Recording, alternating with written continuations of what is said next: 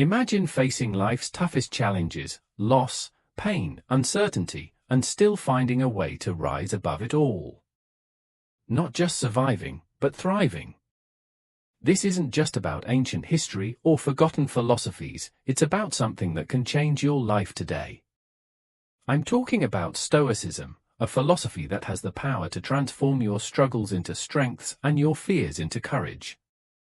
It's not a magic pill, but a way of living that can help you navigate the chaos of modern life with grace and wisdom. Think about it. In a world that's constantly trying to push you towards endless desires and immediate gratifications, what if I told you that the key to true happiness lies in embracing simplicity, practicing gratitude, and focusing on what's within your control?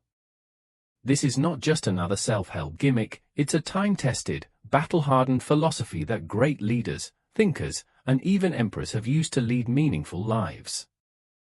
So, if you've ever felt lost, overwhelmed, or just plain curious about how to live a good life, stick around. Let's dive deep into the heart of Stoicism and uncover the secrets to a fulfilling life. Secrets that Marcus Aurelius, Seneca, and Epictetus left for us to find. Trust me, this journey could be the turning point you've been searching for. The only thing I ask of you is not to skip this video in any way. If you're here, consider yourself different from the majority, consider yourself an exception. Now, act like one and don't skip any part of the content. In a world that often measures success by what you have rather than what you give, Marcus Aurelius stands as a towering example of true leadership. Imagine being the most powerful man in the known world, where every luxury, every pleasure could easily be yours without a second thought. Yet when faced with one of the most devastating crises of his time, a pandemic that threatened to wipe out a significant portion of his empire, Marcus chose a path that was radically different from what we might expect from someone of his stature. Instead of isolating himself in the comfort of his palace, surrounded by wealth and luxury, he took a step that was both bold and humbling. He began to sell off his own possessions, treasures that were not just valuable but also symbols of imperial power and divine status. This wasn't a mere gesture, it was a lifeline thrown to a society struggling to survive, a society that looked up to him not just for leadership but for compassion and hope. This act of selflessness is a vivid illustration of Stoicism in action. Stoicism, a philosophy that teaches the virtues of wisdom, courage, justice, and temperance, was not just a theoretical guide for Marcus, it was a way of life. By prioritizing the welfare of his people over his own comfort, Marcus embodied the Stoic ideal that true wealth is not found in personal possessions, but in living a life of virtue and service to others. But Marcus Aurelius wasn't the only philosopher to espouse these values. Consider Aristotle, who believed that the essence of true happiness lies in living a life of virtuous activity in accordance with reason. He argued that real fulfillment comes from contributing to the community and living a life that transcends mere personal pleasure or material gain. Similarly, Plato emphasized the importance of the philosopher king, a ruler who, guided by wisdom and justice, puts the needs of the state and its citizens above his own desires. When we put people first, especially in times of crisis, we do more than just provide material support, we offer hope, solidarity, and a sense of shared humanity. This is the essence of leadership that Marcus Aurelius exemplifies, a leadership not rooted in authority or fear but in empathy, sacrifice, and a profound commitment to the common good. Have you ever hit a wall, feeling like every direction you turn leads nowhere? It's a common experience, one that can leave us feeling frustrated, hopeless, and stuck. But what if I told you that this feeling, as universal as it is, can be transformed into something positive? This is where the wisdom of Marcus Aurelius shines a light on a powerful truth: when one door closes, another opens. Marcus Aurelius, along with other Stoic thinkers like Seneca and Epictetus, taught that life is full of obstacles, but these obstacles are not the end of the road. Instead, they are opportunities for growth, redirection, and the discovery of new paths. Stoicism, at its core, is about understanding that we might not have control over the events that happen to us, but we always have control over how we respond to those events. This Stoic principle is a game changer because it challenges us to shift our perspective from seeing obstacles as dead ends to viewing them as redirections.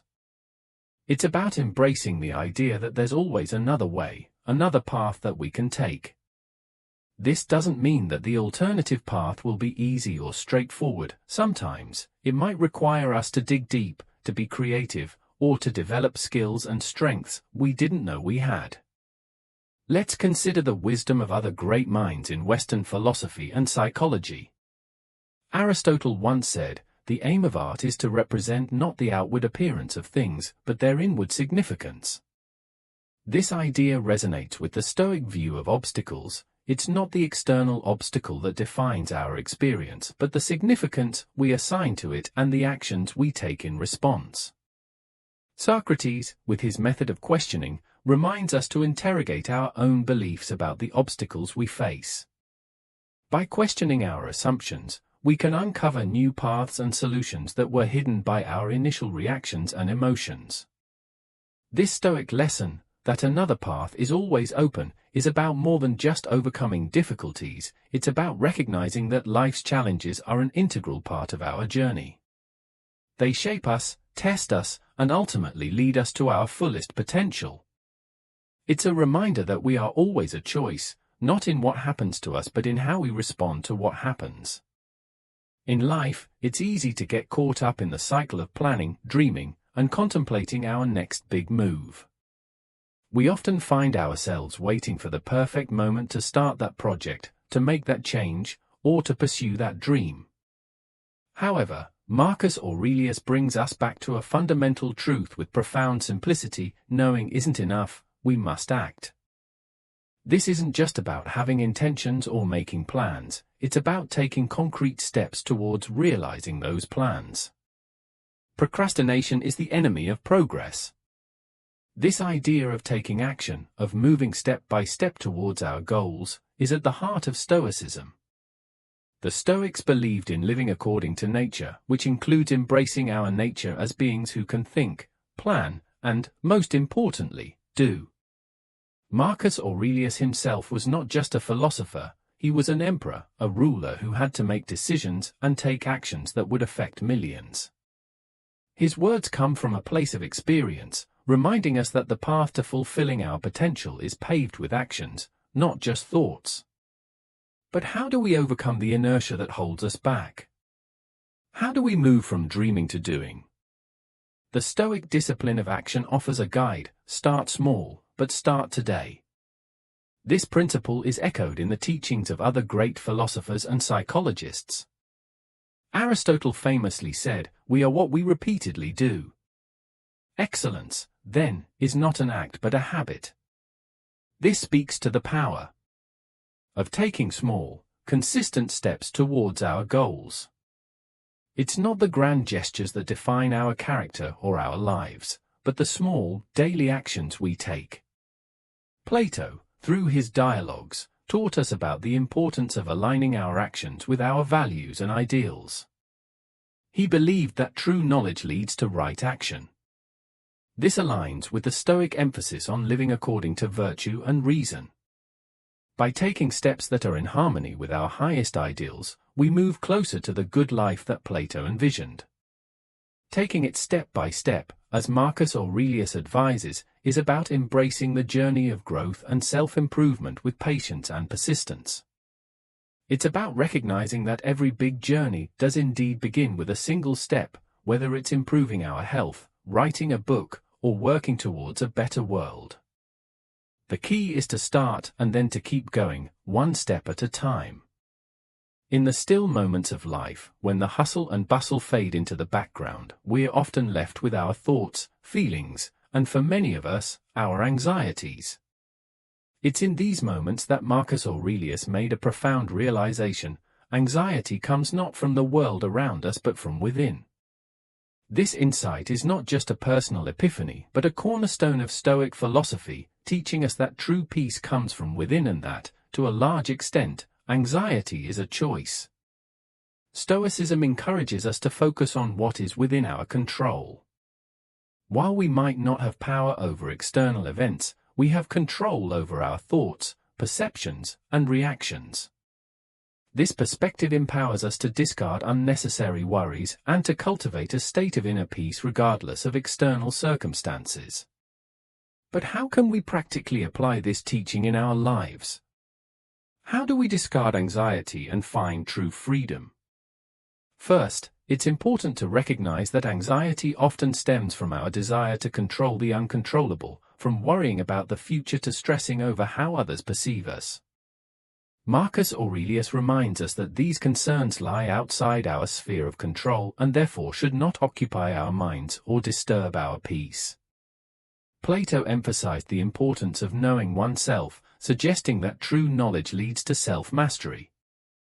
By understanding our thoughts and emotions, we can identify the root causes of our anxiety and address them with reason and clarity. Socrates championed the examined life, arguing that unreflective living is not worth living. By examining our anxieties, we can challenge their validity and transform our relationship with them. The process of discarding anxiety, as the Stoics teach, involves a shift in perspective. It requires us to let go of our attachment to things beyond our control and to focus instead on our responses. This doesn't mean ignoring our emotions or denying our feelings, but rather observing them with detachment and choosing not to let them dictate our peace. Starting the day on the right foot can set the tone for everything that follows. Marcus Aurelius understood this deeply, committing himself to routines that grounded him and prepared him for the day ahead. He didn't wake up early out of necessity, but out of a desire to start his day with purpose. He used journaling not just as a means of reflection, but as a tool to align his actions and thoughts with his values. The principle of well begun is half done is a testament to the importance of starting our tasks, projects, and indeed our days in a manner that sets us up for success. It's not the grand gestures that define us but the small, consistent actions we take every day. Plato taught us about the world of forms, where the ideal version of everything exists. While we might not reach that ideal, the act of striving towards it is what brings out the best in us. Starting our day with a clear intention is akin to orienting ourselves towards our own ideal form, striving each day to be the best version of ourselves.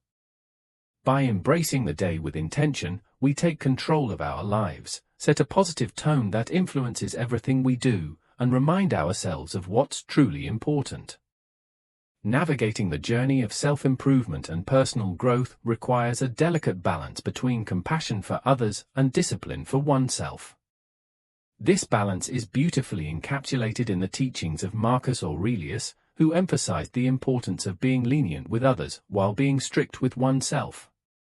This Stoic principle underscores the essence of self-discipline, urging us to take responsibility for our actions, thoughts, and growth without projecting our expectations onto others. The path to self-discipline is undeniably a solo journey, a personal commitment to uphold higher standards for ourselves, to relentlessly pursue self-control, and to continuously strive for self-improvement. Marcus Aurelius practiced what he preached, his reflections documented in his meditations revealing a man deeply committed to self-examination, virtue, and the pursuit of wisdom. He understood that true progress comes from within and that we have the power to cultivate peace, virtue, and resilience through discipline, thought, and action. This Stoic ethos of self-discipline is echoed in the teachings of other great philosophers and psychologists. Aristotle spoke of virtue as a mean between two extremes, achieved through habituation. He believed that by consistently choosing the virtuous path, we could develop a character marked by excellence. Applying this to self-discipline, it's about finding the balance between excess and deficiency, pushing ourselves to grow while also being mindful of our limits.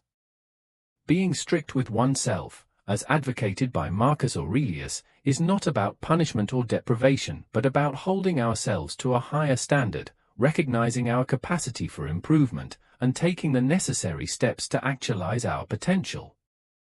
At the same time, Marcus's advice to be lenient with others reminds us of the importance of empathy, understanding, and compassion. It acknowledges that everyone is on their own journey, facing their own challenges, and learning their own lessons. By focusing on our growth without imposing our standards on others, we cultivate not only self-discipline but also kindness and respect for the diverse paths that people take in the intricate tapestry of human relationships. Encountering difficult people is inevitable, a universal challenge that can test our patience, disrupt our peace, and sometimes provoke resentment. However, Marcus Aurelius offers a transformative perspective on this challenge.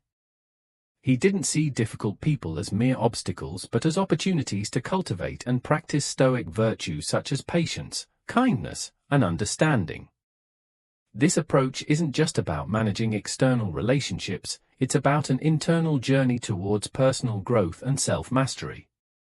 Stoicism teaches us that our reactions to external events, including our interactions with others, are within our control.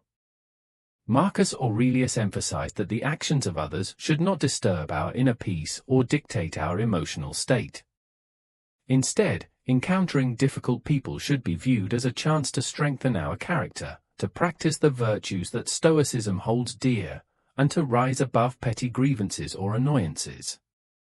This doesn't mean condoning negative behavior or allowing ourselves to be mistreated. It means choosing a response that aligns with our values and our commitment to personal excellence. Carl Jung introduced the concept of the shadow self, suggesting that the traits we dislike in others often reflect parts of ourselves. Don't resent people that we haven't fully accepted. By recognizing this projection, we can turn encounters with difficult people into moments of self-reflection and growth, learning to embrace the full spectrum of our humanity. Marcus Aurelius's approach to not resenting people, but rather seeing them as opportunities to practice Stoic virtues, invites us to elevate our interactions and our responses to challenging situations.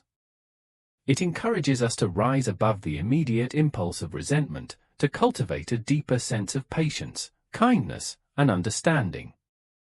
This path not only leads to more harmonious relationships, but also to a richer, more virtuous life.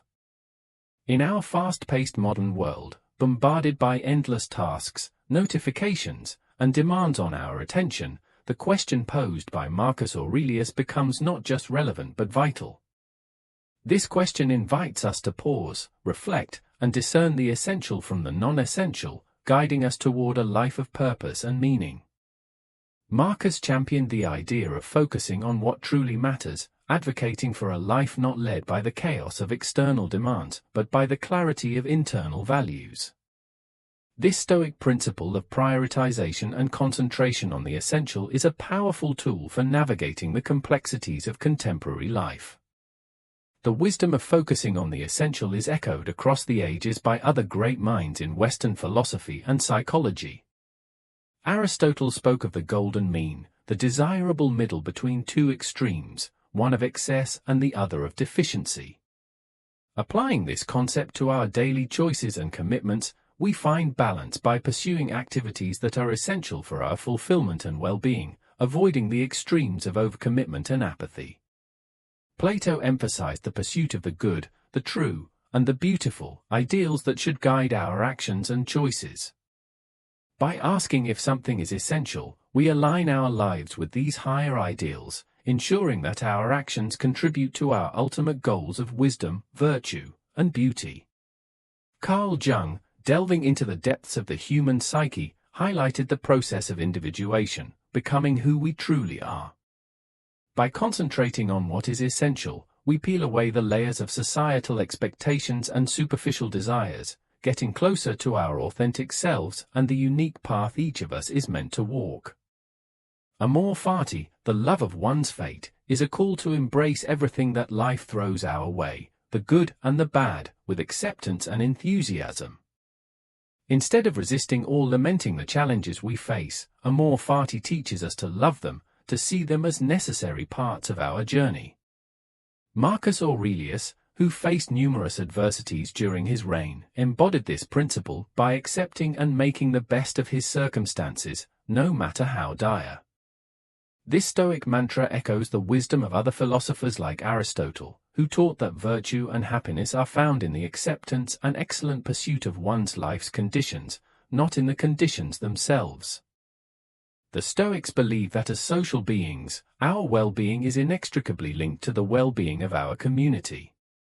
Focusing on contributing to the common good is about recognizing our interconnectedness and our responsibility to each other. It's a call to live ethically, to contribute positively to society, and to consider the impact of our actions on others. Plato's vision of an ideal society, where each individual plays their part for the greater good, reflects this Stoic value. It reminds us that true fulfillment comes not from self-centered pursuits, but from our contributions to the lives of others. Perhaps one of the most powerful Stoic reminders is memento mori, the practice of reflecting on our mortality. Far from being morbid, this mantra is a powerful motivator to live our lives fully, to prioritize what truly matters, and to let go of trivial concerns. Marcus Aurelius, and indeed all Stoics, saw the awareness of death as a tool to cherish life and to make the most of the present moment. This perspective is shared by Socrates, who saw an unexamined life as not worth living, implying that a life lived without awareness of its finitude misses its depth and meaning. Integrating these Stoic mantras into our lives invites us to live with greater purpose, resilience, and joy. Amor Fati encourages us to accept and find value in everything that happens to us, transforming challenges into opportunities for growth. The focus on contributing to the common good extends our pursuit of happiness beyond our personal needs, enriching our lives through the well-being of others. Memento mori serves as a poignant reminder to focus on the essential, to love deeply, act kindly, and live meaningfully, aware that our time is finite. Remember, the journey through life is rich with challenges and beauty, and it's how we navigate this journey that defines our existence. Let's not just exist, but truly live, embracing the wisdom of the past to create a present filled with meaning and a future brimming with possibility. If this message has touched your spirit, I encourage you to explore further. Watch the suggested videos on the screen to continue your journey into wisdom, resilience, and fulfillment. Together, let's tread the path of virtue guided by the timeless light of Stoic wisdom. Thank you for being a part of Stoic Journey, and until next time, keep cultivating your inner fortress.